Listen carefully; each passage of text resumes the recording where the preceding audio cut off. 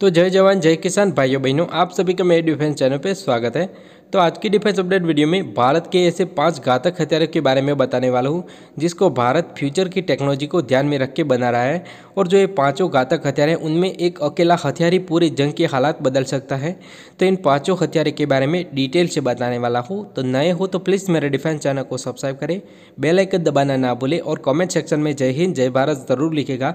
तो आज की डिफेंस अपडेट शुरू करते हैं। तो 5वें नंबर पे आती है K5 मिसाइल। तो जो K5 मिसाइल है वो एक सबमरीन लॉन्च बैलिस्टिक मिसाइल है जिसकी रेंज 5000 किलोमीटर के आसपास बताई जा रही है। तो जो K5 submarine launch ballistic missile है वो multiple independent re entry vehicle यानी कि MIRV टेक्नोलॉजी के साथ आने वाली है। और जो ये K5 मिसाइल है वो अलग अलग 10 ठिकानों पर एक साथ हमला कर सकती है। तो जो K5 मिसाइल है वो भारत के जो INS ओरिएंट है उसमें इंटीग्रेट करने की बातचीत हो रही है।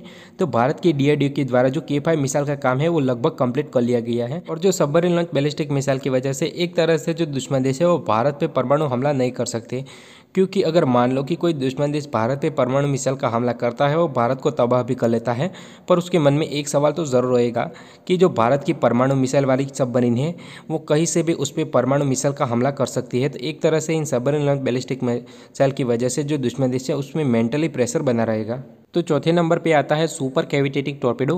तो भारत का DRDO अभी फिलहाल सुपर कैविटेटिंग टॉर्पेडो भी काम कर रहा है। तो आपके मन में सवाल होगा कि जो सुपर कैविटेटिंग टॉर्पेडो क्या होता है। तो इन टॉर्पेडो में ऐसी टेक्नोलॉजी लगी होती है जिसकी वजह से टॉर्पेडो के आसपास बबल्स पैदा होते हैं जिसको सुपर कैविटेटिंग इफेक्ट बोलते हैं। तो इस इफेक्ट की वजह से जो पानी में टॉर्पेडो को कम से कम फ्रिक्शन लगेगा, जिसकी वजह से जो टॉर्पेडो की रफ्तार है वो भी बढ़ेगी। इसके अलावा इन टॉर्पेडो में रॉकेट मोटर का यूज़ होता है जिसकी वजह से इन टॉर्पेडो की जो रफ्तार होती है वो 400 से लेकर 500 किलोमीटर पर आवर हो सकती है।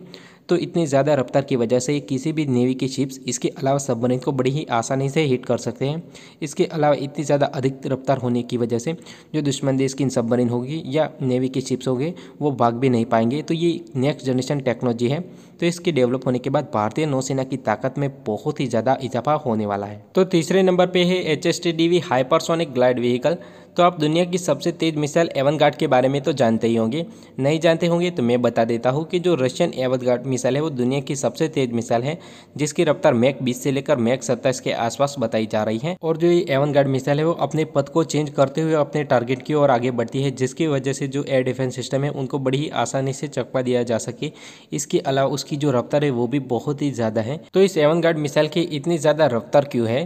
तो जो एवनगार्ड मिसाइल है उसमें हाइपरसोनिक ग्लाइड व्हीकल लगा हुआ है। तो भारत का DRDO HSTDV नाम का हाइपरसोनिक ग्लाइड व्हीकल डेवलप करा है और इस हाइपरसोनिक ग्लाइड व्हीकल का DRDO ने एक सक्सेसफुली टेस्ट डाल भी किया है। तो जो DRDO का हाइपरसोनिक ग्लाइड व्हीकल है उसकी जो रफ्तार है वो मैक 6 से ज़्यादा है। इसके अलावा आने वाले 2-3 सालों में ये हाइपरसोनिक ग्लाइड व्हीकल बन के तैयार हो जाएगा। तो नंबर 2 पे आती है दुनिया की सबसे खतरनाक क्रूज मिसाइल का अपग्रेडेड वेरिएंट यानी कि ब्रह्मोस हाइपरसोनिक मिसाइल, जो कि सबसे खतरनाक क्रूज मिसाइल होने वाली है। तो जो ये ब्रह्मोस हाइपरसोनिक क्रूज मिसाइल है उसकी रफ्तार मैक 6 से ज़्यादा होने वाली है यानी कि मैक 8 तक होने वाली है। और जो ये ब्रह्मोस हाइपरसोनिक मिसाइल होगी उसकी जो रेंज है वो 1000 किलोमीटर बताई जा रही है। तो जो ब्रह्मोस हाइपरसोनिक मिसाइल होगी जिसको हवा पानी ज़मीन कहीं से भी लॉन्च किया जा सकता है। इसके अलावा ये अपने टारगेट को पिन पॉइंट एक्यूरेसी के साथ हिट करने वाली है। तो जो ब्रह्मोस हाइपरसोनिक मिसाइल है उस पर अभी फिलहाल DRDO काम कर रहा है और 2028 तक भारत को अपनी ब्रह्मोस हाइपरसोनिक मिसाइल मिलने की संभावना है। तो नंबर 1 पे आता है भारत का सबसे एडवांस फाइटर जेट यानी कि AMCA। तो भारत ने अपनी पूरी एफर्ट को लगा दिया है AMCA को डेवलप करने में और बहुत ही तेज़ी से AMCA पे काम चल रहा है। तो अभी फिलहाल AMCA की जो प्रीलिमिनरी डिज़ाइन है वो कंप्लीट कर ली गई है और जो AMCA का CDR यानी कि क्रिटिकल डिज़ाइन रिव्यू है वो बहुत ही जल्द कंप्लीट हो जाएगा। और जो भारत का पहला AMCA है वो 2023 में रोल आउट कर दिया जाएगा। इसके अलावा जो AMCA की पहली टेस्ट फ्लाइट होगी वो 2024 से चालू कर दी जाएगी। तो AMCA के रडार के बारे में बात करें तो AMCA में अब तक का सबसे एडवांस रडार यानी कि उत्तम मार्क 3 रखने वाला है। तो जो उत्तम मार्क 3 होगा वो अगले साल यानी कि जून 2022 में पहला प्रोटोटाइप मिलने वाला है। तो जो उत्तम मार्क 3 है उसमें जो टीआर मॉड्यूल है वो गैलियम आर्सेनाइड की जगह गैलियम नाइट्राइड के टीआर मॉड्यूल यूज होने वाले हैं, जिसकी वजह से उसकी रेंज 350 से लेकर 400 किलोमीटर रहने वाली है। इसके अलावा जो उत्तम मार्क 3 होगा वो साइज में छोटा रहने वाला है और कम पावर का यूज़ करने वाला है, पर उसकी जो डिटेक्शन रेंज है वो ज़्यादा रहने वाली है।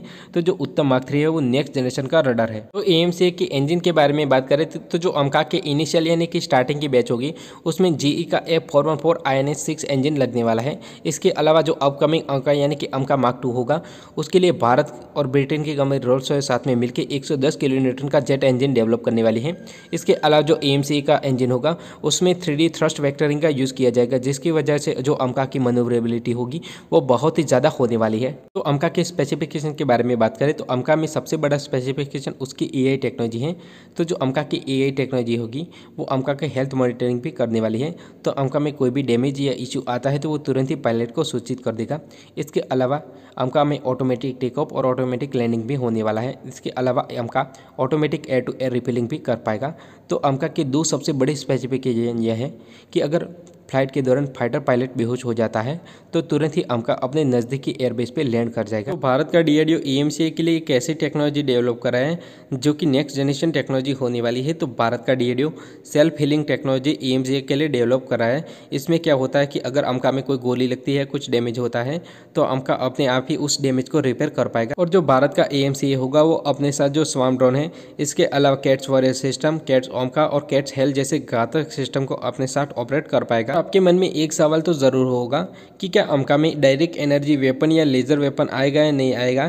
तो जो अमका का अपकमिंग वेरिएंट यानी कि AMCA Mark II जो कि 6th जनरेशन फाइटर जेट होने वाला है, उसके साथ डायरेक्ट एनर्जी वेपन यानी कि लेज़र वेपन आने वाला है। और DRDO की ओर से डायरेक्ट एनर्जी वेपन पे काम भी चालू कर दिया गया है। इसके अलावा जो AMCA Mark II होगा वो मेन और अनमेन दोनों टाइप के वेरिएंट में अवेलेबल होगा। तो जो AMCA Mark II है उसकी पहली टेस्ट फ्लाइट 2028 तक हो सकती है। तो ये थे भारत के 5 अपकमिंग सबसे घातक हथियार। तो अगर आपको मेरा इन्फॉर्मेटिव वीडियो अच्छा लगे please subscribe my channel. Thank you for watching.